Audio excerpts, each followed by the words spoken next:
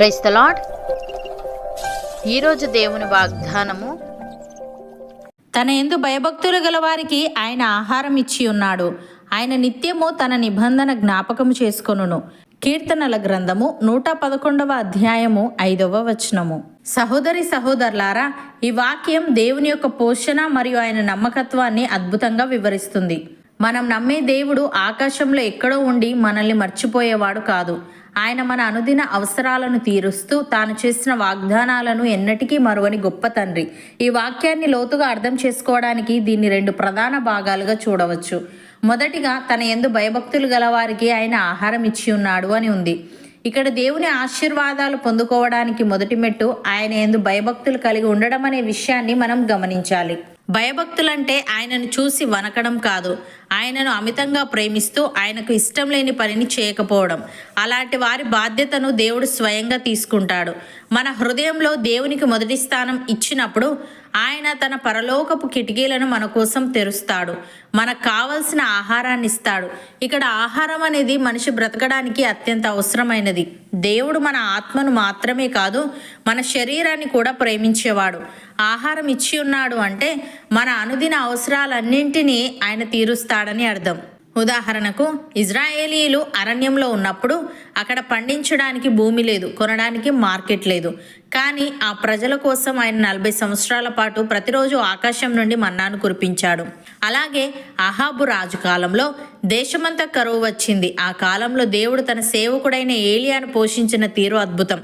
అక్కడ ఆహారం దొరకడం అసాధ్యం, కానీ దేవుడు ప్రకృతిని కూడా తన అధీనంలోకి తెచ్చుకున్నాడు. దేవుడు ఏలియాను కెరీతు వాగు దగ్గరకు వెళ్ళమన్నాడు. ఉదయం రొట్టెను మాంసాన్ని, సాయంత్రం రొట్టెను మాంసాన్ని తీసుకురావడానికి దేవుడు కాకోలములకు ఆజ్ఞాపించాడు. ఆ పక్షులు తమ ఆహారాన్ని ఏలియాకు అందించాయి. దీన్ని బట్టి మనకు అర్థమయ్యేది ఏంటంటే, మన చుట్టూ ఉన్న పరిస్థితులు ఎంత ప్రతికూలంగా ఉన్నా దేవుడు మనల్ని పోషించడానికి అసాధారణ మార్గాలను ఉపయోగిస్తాడు. ప్రియులారా, ఈరోజు మీ ఇంట్లో కొరతగా ఉందా? రేపు ఎలా గడుస్తుంది అని భయపడుతున్నారా? ఆకాశ పక్షులను పోషించే దేవుడు తన బిడ్డలైన మిమ్మల్ని ఆకలితో అలమటించనివ్వడు. ఆయన మీ పాత్రను నింపే దేవుడు. రెండవదిగా, ఆయన నిత్యము తన నిబంధన జ్ఞాపకం చేసుకొనును అని ఉంది. మనుషులు వాగ్దానాలు చేసి మర్చిపోతారు, అవసరం తీరాక మాట తప్పుతారు. కానీ దేవుడు అలా కాదు.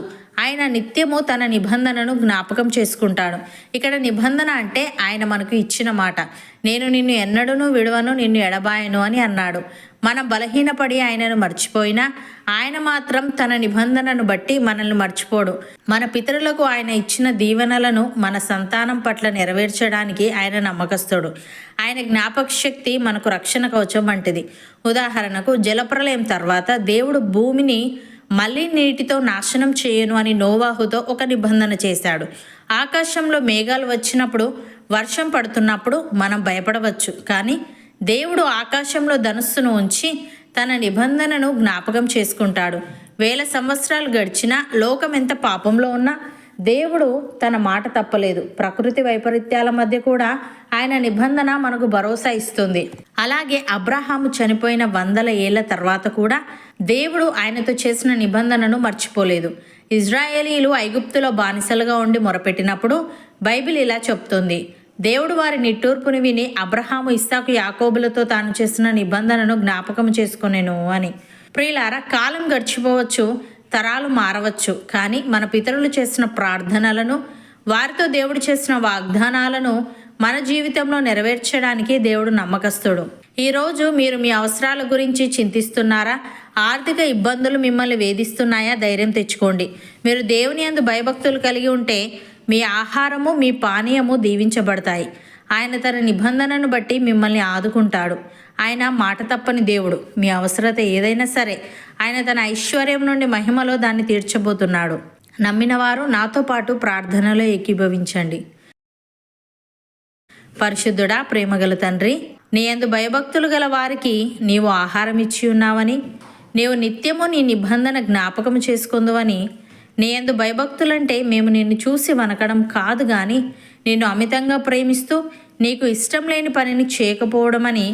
మేము అలా ఉంటే మా బాధ్యతను స్వయంగా నీవు తీసుకుంటావని తెలియజేశావు.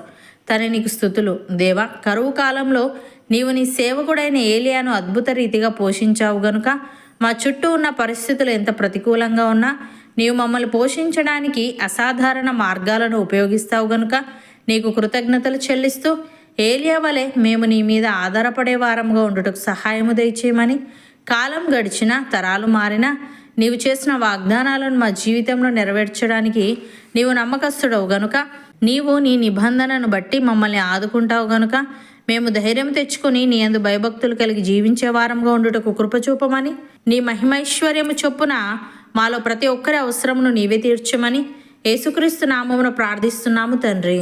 ఆమెన్.